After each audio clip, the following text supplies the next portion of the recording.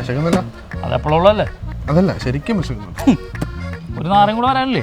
അത് വന്നിട്ട് വല്ലതും കഴിക്കാം. അല്ലെങ്കിൽ രാവിലെ വല്ല വള്ളിയും പിടിച്ചോണ്ട് വരുന്നാണല്ലോ.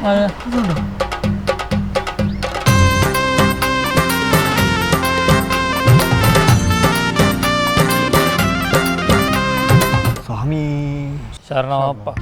നീ എന്താ വല്ലതും കണ്ട് പേടിച്ച? പാപങ്ങളെല്ലാം ഇറക്കി വെക്കാൻ സമയമായിരിക്കും.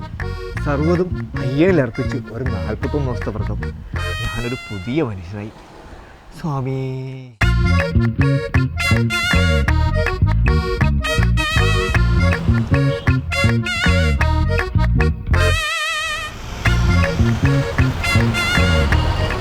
മെല്ലെ പോടാ, പോടാ, സ്പീഡ് പോയേ. സ്വാമി ഇന്നലെ രാത്രി വരെ ഈ നാട്ടിലെ ഭൂലോക കച്ചറായിരുന്നു. അവനാണ് ഇന്ന് പുതിയ മനുഷ്യൻ. സ്വാമി എനിക്ക് വിശക്കുന്നു. ഈ സാധനം ഞാൻ ഓഫാക്കാൻ മറന്നുപോയി. ഒരു മന്തി കഴിച്ചിട്ട് വരാം. എടാ, എങ്ങനെയാണോ നിങ്ങൾക്ക് പാവം മൃഗത്തെ കൊന്നു തിന്നാൻ തോന്നുന്നു? എൻ്റെ അയ്യപ്പ, പാവമൃഗമോ? ഇന്നലെ നമ്മൾ 3 പേരും കൂടെ മയണൈസ് മുക്കി കഴിച്ച ആ പാവമൃഗത്തെ. അപ്പൊ അതിന്റെ പേര് അൽഫാം എന്നായിരുന്നു. ഞാനത് മറന്നു. ഞാനിപ്പോ ഒരു പുതിയ മനുഷ്യനല്ലേ ഉള്ളേ. എന്നാ ഈ പുതിയ മനുഷ്യനെ ഇവിടെ തൽക്കാലം നിൽക്കും. ഞങ്ങൾ ആ പാവപ്പെട്ട മൃഗത്തിനെ എങ്ങനെ മയോനൈസും കൂട്ടി അടിച്ചിട്ട് ഇപ്പൊ വരാം കേട്ടാ.